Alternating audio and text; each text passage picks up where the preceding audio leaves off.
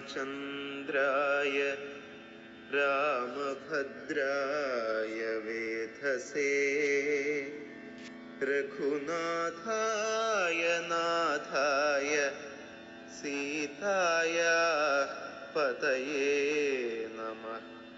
पूजन्तं राम रामेति मधुरं मधुराक्षरम् आरुह्य कविताशाखां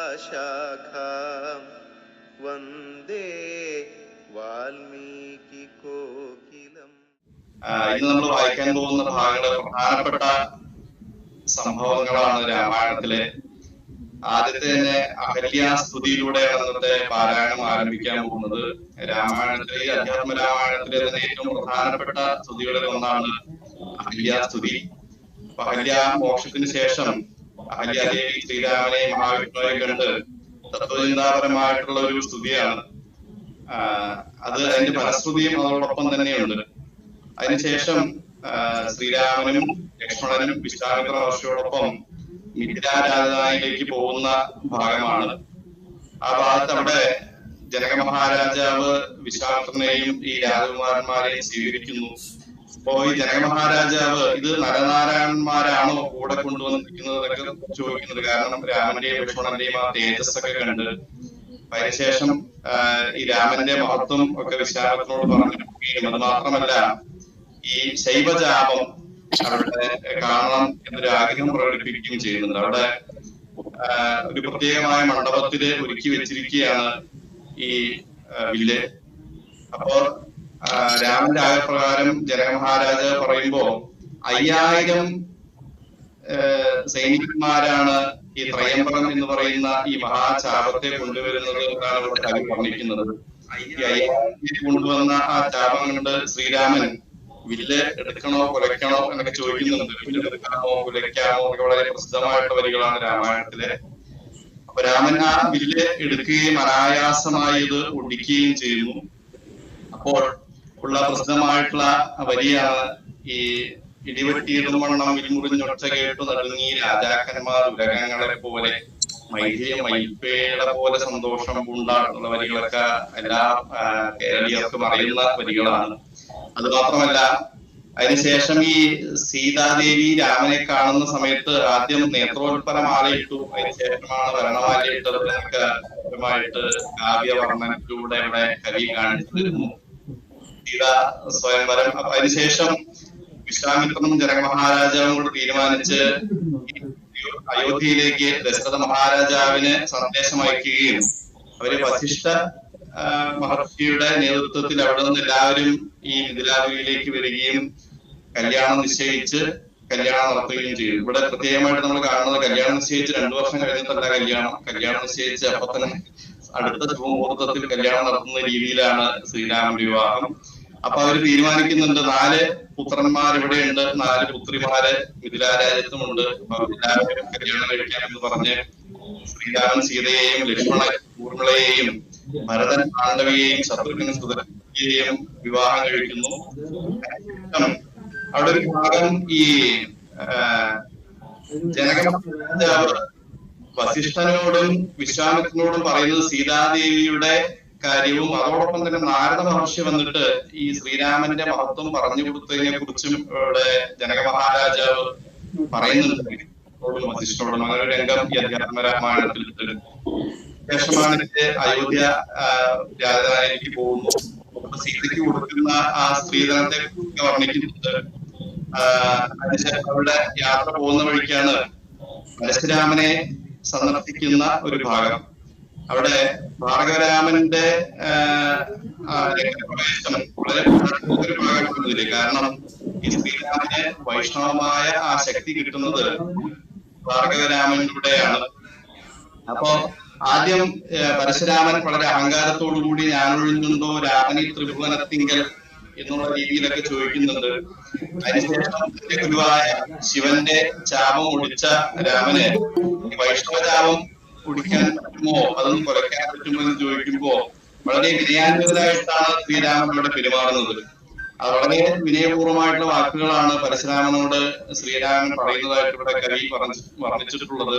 ഞാനൊരു ബാലനാണ്, എനിക്ക് എന്താ ചെയ്യാന്നറിയില്ല, ഞാൻ ചെയ്ത കാര്യങ്ങൾ ശരിയാണോ തെറ്റാണോ എന്ന് അറിയില്ലെങ്കിലും ശ്രമിക്കാം എന്നൊക്കെ പറഞ്ഞിട്ടാണ് ഈ വൈഷ്ണവ ജാപം പരശുരാമൻ എന്ന് വാങ്ങിച്ചതിന് ലക്ഷ്യം കാണിച്ചു തരിക, എവിടേക്കാണ് അമ്പയക്കേണ്ടത് എന്ന് ചോദിക്കുമ്പോഴാണ് ഈ പരശുരാമന് വന്നിരിക്കുന്നത് സാക്ഷാത് മഹാവിഷ്ണുവാണ് എന്ന് തിരിച്ചറിയുകയും, അപ്പൊ അവിടെ വളരെ മനോഹരമായിട്ടൊരു സ്തുതിയുണ്ട്, ഭാർഗവരാമന്റെ ഒരു സ്തുതിയുണ്ട്. അത് മാത്രമല്ല, ഈ ഒരു കഥ നമ്മൾ മനസ്സിലാക്കുമ്പോ ഈ പരശുരാമന്റെ കഥയില് പരശുരാമൻ ബാലനായിരിക്കുന്ന സമയത്ത് മഹാവിഷ്ണുവിനെ തപസ് ചെയ്തിട്ട് ചക്രവാണിയെ തപസ് ചെയ്തു എന്നാണ് ഇവിടെ പറഞ്ഞിട്ടുള്ളത്. അപ്പൊ അവിടെ മഹാവിഷ്ണു പ്രത്യക്ഷപ്പെട്ടിട്ട് തന്റെ തേജസ് ആ ബാലനിലേക്ക് കൊടുക്കുകയാണ് ചെയ്യുന്നത്. അങ്ങനെയാണ് പരശുരാമൻ വൈഷ്ണവ തേജസ്സോടുകൂടി ആവുന്നത് എന്ന് അധ്യാത്മരാമായണത്തിൽ. അതിനു വേണ്ടി ഒരു എന്താ പറയാ ചില ഉത്തരവാദിത്തങ്ങൾ കേൾപ്പിക്കുന്നുണ്ട്. ദുഷ്ടരായ രാജാക്കന്മാരെയൊക്കെ കൊന്ന് അതിനുശേഷം അവസ്ഥ അനുഷ്ഠിച്ച് ശ്രീരാമൻ വരുമ്പോൾ ആ വൈഷ്ണവ തേജസ് ശ്രീരാമനിലേക്ക് ആക്കി കൊടുക്കുക എന്നൊക്കെ പറഞ്ഞിട്ടാണ് അവിടെ അനുഗ്രഹിക്കുന്നത് മഹാവിഷ്ണു എന്നൊരു കഥ ഇവിടെ പറഞ്ഞിരിക്കുന്നുണ്ട് അധ്യാത്മരാമായണത്തില്. അതിനുശേഷം ആ വൈഷ്ണവ തേജസ് ശ്രീരാമനിലേക്ക് ആക്കുകയും തന്റെ ഇതുവരെയുള്ള സഞ്ചിതമായ പുണ്യങ്ങൾ മുഴുവൻ അങ്ങ് ലക്ഷ്യമാക്കണം ഈ അസ്ത്രത്തിൽ എന്ന് പറയുന്നു ഭാർഗവരാമൻ. അതിനുശേഷം അദ്ദേഹം തപസ്സിനായിട്ട് പോവുകയാണ്. പിന്നെ ഇവരെല്ലാവരും അയോധ്യയിലേക്ക് തിരിച്ചു പോകുന്നു.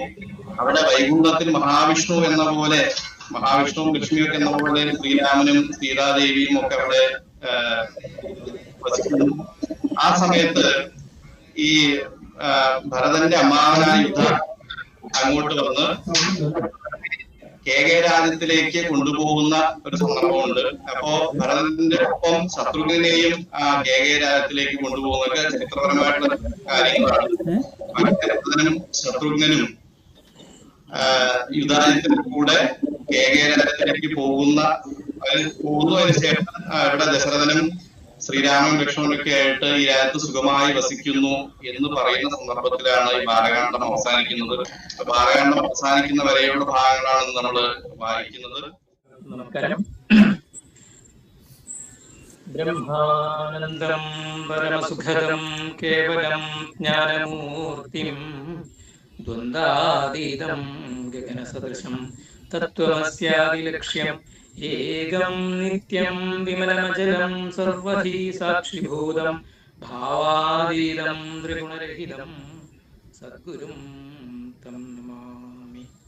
ഹരി ഓം. നമ്മള് പ്രധാനപ്പെട്ട ചില ഭാഗങ്ങളിൽ കൂടെ കടന്നു പോവുകയാണ്. ഈ രാമായണത്തിലെ ഏറ്റവും പ്രധാനമായിട്ടുള്ളൊരു പ്രമേയം തന്നെ ബ്രഹ്മവിദ്യയെ നേടലാണ്.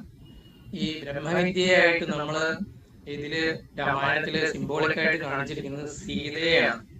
അപ്പൊ നമുക്ക് ഈ ബ്രഹ്മവിദ്യയെ സ്വീകരിക്കാനായിട്ട് നമുക്ക് ഈ ലോകത്തെ ഭൗതികമായിട്ട് പല കാര്യങ്ങളും നമുക്കറിയാം. പക്ഷെ നമുക്ക് വേണ്ടപ്പെട്ടത് എന്താണോ അത് നമുക്ക് അറിയില്ല. ഞാൻ എന്നെ അറിയാനൊന്നും എനിക്കറിയില്ല. അങ്ങനെ ഒരു സെൽഫ് നോളജ് നമുക്ക് കിട്ടാനായിട്ട് പുറത്തുനിന്നൊന്നും നമുക്ക് പഠിച്ചിട്ട് കാര്യമില്ല. അതിന് നമ്മൾ അകത്തേക്ക് തന്നെ നമ്മുടെ ശ്രദ്ധയെ അകത്തേക്ക് കൊണ്ടുവരണം. അങ്ങനെ നമ്മളൊരു കഴുതയെ പോലെ ജീവിച്ച് ഒരു ജന്മം പാഴാക്കി കളയരുത്, നമ്മളൊരു മനുഷ്യനായി തീരുക എന്നാണ് രാമായണത്തിൽ നമുക്ക് പറഞ്ഞു തരുന്ന പ്രധാനപ്പെട്ട സന്ദേശം. അപ്പൊ നമുക്ക് എപ്പോഴും ഈ നമ്മുടെ മനസ്സ് എപ്പോഴും നമുക്ക് പുറത്തുള്ളത് തേടി പോകലാണ്. അത് പക്ഷെ പുറത്തുനിന്ന് നമുക്ക് ഈ സമാധാനവും സന്തോഷവും സുഖവും ഒന്നും കിട്ടാനുമില്ല. നമുക്ക് കിട്ടുന്നത് ശരിക്കും അകത്തു നിന്നാണ്. നാം നമ്മളെ അറിയുക, നമ്മുടെ ആത്മാവിനെ അറിയുക. ആത്മാവിലൂടെ നമുക്ക് സഞ്ചരിക്കുമ്പോൾ നമുക്ക് ആ ഒരു ചൈതന്യം എന്താണെന്നുള്ളത് മനസ്സിലാക്കും. ഇത് പലതാണ്, പല രീതിയിൽ പല കഥകളിൽ കൂടെ നമ്മുടെ ഈ എല്ലാ പുരാണങ്ങളിലും പറഞ്ഞു തരാണ്. അപ്പൊ ഈ ആത്മവിദ്യയെ സ്വീകരിക്കാനുള്ള ആദ്യത്തെ ശ്രമം എന്താണെന്ന് നമുക്ക് ഈ താടകയിലൂടെ കാണിച്ചു തരാണ്.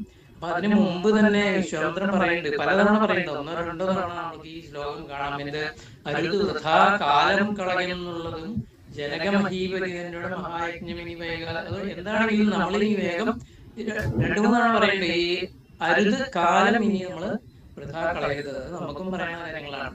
നമ്മളൊരു മനുഷ്യനായിട്ട് ജനിച്ചു കഴിഞ്ഞാൽ ഈ ജന്മം പാഴാക്കരുത്. ഈ ജന്മത്തിൽ എന്തൊക്കെ ചെയ്യാനുണ്ടോ അതൊക്കെ ചെയ്ത് തീർക്കാനുള്ള നമ്മുടെ ഭാഗത്തു നിന്നുള്ള നമ്മുടെ പരിശ്രമം നമ്മളിൽ ഉണ്ടാവണം. അപ്പോ എന്താണോ ഇപ്പൊ ഈ ഭാഗത്ത് ഉദ്ദേശിച്ചിരിക്കുന്നത്, ഇനി നമുക്ക് ഒട്ടും സമയം കളയാനില്ല. കാരണം ഈ അധ്യാത്മ വിദ്യയെ നമുക്ക് പറഞ്ഞു കൊടുക്കണം. ഈ അധ്യാത്മ വിദ്യ സ്വീകരിക്കാനായിട്ട് നമുക്ക് ഒരുപാട് തടസ്സങ്ങളുണ്ടെന്ന് വിശ്വാമിത്രൻ പറയുന്നത്. എന്താണ് തടസ്സം? താടകയാണ് ആദ്യത്തെ തടസ്സം എന്ന് പറയുന്നത്. താടകയെ വിശ്വാമിത്രൻ കഥയിലൂടെ പറയണത് നമുക്ക് അവിടെ ഞങ്ങളുടെ തപസ് മുടക്കാനായിട്ട് വരുന്നു, അവിടെ ഹോമം നടത്തുമ്പോൾ അവർ വന്ന് ഞങ്ങളെ ഉപദ്രവിക്കുന്നു എന്നൊക്കെയാണ്. പക്ഷെ ഈ താടകയെ നമുക്ക് മനസ്സിലാക്കി തരുന്നത് അമിതമായിട്ടുള്ള ആസക്തി, നമുക്ക് എന്ത് കാര്യങ്ങളിലുള്ള അമിതമായിട്ടുള്ള ആസക്തിയെ തുടച്ചു നീക്കാനാണ് ശരിക്കും താടകയിലൂടെ നമുക്ക് കാണിച്ചു തരുന്നത്. പിന്നെയാണ് സുബാഹുവിന്റെ ആ താടകയുടെ സഹോദരന്മാരായുള്ള സുബാഹു വരുന്നത്. ഈ രണ്ട് സഹോദരന്മാർ വരുന്നുണ്ട്, സുബാഹുവും മരീചനും. ഇവരും എന്താണ് ഈ അമിതമായിട്ടുള്ള ആസക്തിയാണ് താടക എന്നുണ്ടെങ്കിൽ, അതേപോലെ തന്നെ മത്സര ബുദ്ധിയാണ് സുബാഹുവിനെ കൊണ്ട് ഉദ്ദേശിക്കുന്നത്. നല്ല കരുത്തനായിട്ടുള്ള അല്ലെങ്കിൽ കരുത്തുള്ള കൈകളുള്ളവൻ എന്നാണ് ശരിക്കുള്ള സുബാഹു എന്ന് പറയുമ്പോൾ അർത്ഥം. പിന്നെ പിടിവാശി, അതാണ് ഈ മാരീചനെ നമ്മൾ ഉദ്ദേശിക്കുന്നത്. അങ്ങനെ ആ മാരീചനെയും ഇവരെയൊക്കെ ഇവരിൽ നിന്നൊക്കെ നമുക്ക് രക്ഷപ്പെടാനായിട്ട് കഴിഞ്ഞാലാണ് നമുക്ക് ഈ നമ്മൾ പറയുന്ന സ്ഥലത്തേക്ക് ആ അധ്യാത്മ വിദ്യ നേടാനായിട്ട് നമുക്ക് നേടാനായിട്ട് കഴിയുള്ളൂ. അപ്പൊ ഈ തടസ്സങ്ങളൊക്കെ ആദ്യം നേരിടണം എന്ന് നമ്മള് വിശ്വാമിത്രൻ അവരോട് പറയുന്നു. അവരെ കൂട്ടിക്കൊണ്ടുപോകുന്നു, അവരോട് അവിടെ വെച്ചിട്ട് താടകയെ വധിക്കുന്നു, സുബാഹുവിനെ വധിക്കുന്നു. പക്ഷെ മാരീചൻ മാത്രം അവിടുന്ന് ഓടി രക്ഷപ്പെട്ടു പോയി കടലില് ഒളിക്കുകയാണ്. അങ്ങനെ കടലില് ഒളിച്ചു കഴിയുമ്പോഴും ഈ മാരീചന് പിന്നെ അതിനുശേഷം ഭയങ്കര സങ്കടമായി. പിന്നെ അവിടുന്ന് ഈ വെള്ളത്തിലേക്ക് പോയിരുന്ന് കരച്ചിലായി. അത് കഴിഞ്ഞ് പിന്നെ അത് ശ്രീരാമനോടുള്ള ഒരു ഭക്തിയായി, പിന്നെ അത് പ്രേമമായി, പിന്നെ ശ്രീരാമനോട് മാരീചനൊരു ആനന്ദത്തോടു കൂടിയുള്ള ഒരു ആരാധനയായിട്ട് മാറി. അങ്ങനെ ആ ഭഗവാനിലേക്ക് ഈ മാരീചന് മാത്രം എത്താൻ കഴിഞ്ഞു. പിന്നെ മാരീചൻ നമുക്ക് വീണ്ടും കഥയില് വരുന്നുണ്ട്. പിന്നെ അങ്ങനെ സഞ്ചരിക്കുമ്പോഴാണ് ഈ വില്ലിന്റെ മഹത്വമൊക്കെ പറഞ്ഞു കൊടുക്കുന്നത്. ഈ അധ്യാത്മവിദ്യ നേടണമെന്നുണ്ടെങ്കിൽ, സീതയെ നമുക്ക് കിട്ടണമെന്നുണ്ടെങ്കിൽ നമുക്ക് കുറെ കടമ്പകളുണ്ട്. വലിയ ഒരു വില്ല്, ആ വില്ല് നമുക്ക് ഇതില് രാമായണത്തിൽ പറയുന്നുണ്ട് 5000 ഭടന്മാര് കൂടി എടുത്തുകൊണ്ടുവന്നു എന്നൊക്കെ പറയുന്നുണ്ട്. അപ്പോ അത്രയും മഹത്തായിട്ടുള്ള വില്ലിനെ എടുത്ത് വില്ല് എയ്യാനായിട്ടുള്ള ഒരു സംഭവം ചെയ്ത് തീർത്താലാണ് നിങ്ങൾക്ക് സീതയെ വിവാഹം കഴിച്ച് കിട്ടുള്ളൂ എന്നൊക്കെ പറയുന്നു. അങ്ങനെ ജനക മഹാരാജയോട് വിളംബരം കൊടുത്തിരുന്നു. അത് പ്രകാരമാണ് ഇപ്പോ അവരവിടേക്ക് ചിലത്. അപ്പൊ അത് വിളംബരം ചെയ്യാൻ കാരണം ഈ വില്ലിന്റെ ഒരു മഹത്വം, സീത കുട്ടിക്കാലത്ത് പന്ത് തട്ടിക്കളിക്കുന്നതിനിടയിൽ ഈ വില്ലിന്റെ അടിയിലേക്ക് പോയപ്പോ സീത അതിങ്ങനെ അനായാസേന വെറുതെ തള്ളി മാറ്റി ഈ പന്ത് എടുത്തു എന്ന് പറയുന്നത്. അപ്പൊ അത് കണ്ടപ്പോഴാണ് അന്ന് ജനക മഹാരാജാവ് മനസ്സിലുദിച്ചത്, അങ്ങനെയാണെങ്കിൽ ഇത്രയും കഴിവുള്ള ഈ സീതയെ വിവാഹം കഴിക്കാൻ ഈ വില്ല് എടുത്ത് കുലയ്ക്കുന്നവനെ സാധ്യമാവൂ എന്ന് അന്ന് അദ്ദേഹം ഒരു തീരുമാനം എടുത്തതാണ്. അങ്ങനെയാണ് അവിടേക്കുള്ള യാത്ര തുടർന്നത്. അങ്ങനെ യാത്ര തുടർന്നുകൊണ്ടിരിക്കുകയാണ്. അവിടെ ജന്തുക്കളൊന്നും ഇല്ലാത്ത മനോഹരമായ ഒരു ആശ്രമം കാണുന്നു. ഇതെന്താ ഇങ്ങനെ കിടക്കണേ? ശ്രീരാമൻ ചോദിക്കുകയാണ്. അവിടെ ഒരു ജീവജാലങ്ങളോ ഒന്നുമില്ല എന്ന് ചോദിക്കുമ്പോഴാണ് വിശ്വാമിത്ര മഹർഷി പറഞ്ഞു കൊടുക്കുകയാണ്, ഇത് അവിടെ ഗൗതമ മുനിയുടെ ആശ്രമമായിരുന്നു. അവിടെ വെച്ചിട്ട് അദ്ദേഹത്തിന്റെ ഭാര്യ അഹല്യയെ ഇന്ദ്രന് ഒരു മഹാവേശം തോന്നിയിട്ട് ഇന്ദ്രൻ അവളെ പ്രാപിക്കാൻ വരുന്നതും അത് അറിഞ്ഞ അദ്ദേഹത്തെ കഥകളൊക്കെ അറിയാമല്ലോ, രാമമുഹൂർത്തമായി എന്ന് തെറ്റിദ്ധരിച്ചുകൊണ്ട് ഗൗതമൻ പുഴയിലേക്ക് ഇറങ്ങാൻ നിൽക്കുമ്പോഴാണ് അദ്ദേഹത്തിന് മനസ്സിലാവുന്നത് ഈ വിളിച്ചായിട്ടില്ലല്ലോ, അതിനുള്ള സമയമായിട്ടില്ലല്ലോ മനസ്സിലാക്കി വേഗം വീട്ടിലേക്ക് വരുമ്പോഴാണ്, തന്റെ ആശ്രമത്തിലേക്ക് വരുമ്പോഴാണ് മനസ്സിലായത് ഈ ഇന്ദ്രനെ കൈയോടെ പിടിക്കണതും അവിടെ വെച്ച് ശപിക്കണതും. അപ്പോ അഹല്യയെ അവിടെ വെച്ച് ശപിക്കുകയാണ്. നീ കല്ലായിപ്പോട്ടെ എന്ന് ശപിക്കുകയാണ്.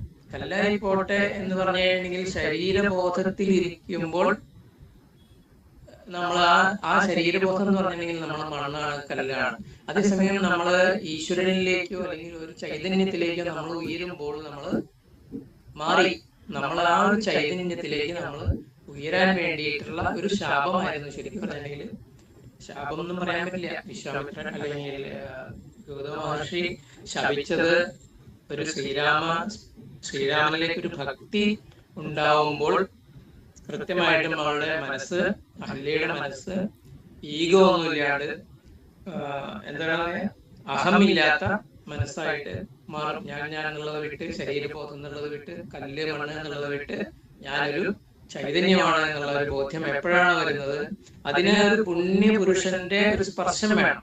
ഇപ്പൊ നമ്മളോട് പറയുന്നത് അത് തന്നെയാണ്. നമുക്ക് ഇങ്ങനെയുള്ള ആധ്യാത്മിക കാര്യങ്ങളിലേക്ക് നമുക്കൊരു ഒരു ഒരു പ്രവേശം കിട്ടണമെങ്കിൽ ഒരു ആധ്യാത്മിക ഗുരുവിന്റെ ഒരു സാന്നിധ്യം വേണം. അല്ലെങ്കിൽ ഗുരുവിന്റെ ഒരു പരിലാളനയോട് കൂടി നമുക്കൊക്കെ അത് നേടാൻ പറ്റുള്ളൂ. അപ്പൊ അങ്ങനെ അതാണ് നമുക്ക് ഈ അഹല്യയുടെ ആ ഒരു ശാപവും ഇതൊക്കെ നമ്മൾ നിന്ന് മനസ്സിലാക്കേണ്ടത്. അങ്ങനെ ഈ അഹല്യ തന്റെ ആ ശരീരഭാവമൊക്കെ വിട്ട് മാനസികമായിട്ട് ഈശ്വരനിലേക്ക് ഉയരുകയും പിന്നെ അവിടെ നമ്മുടെ രാമദാസനായിട്ട് മാറുകയാണ്.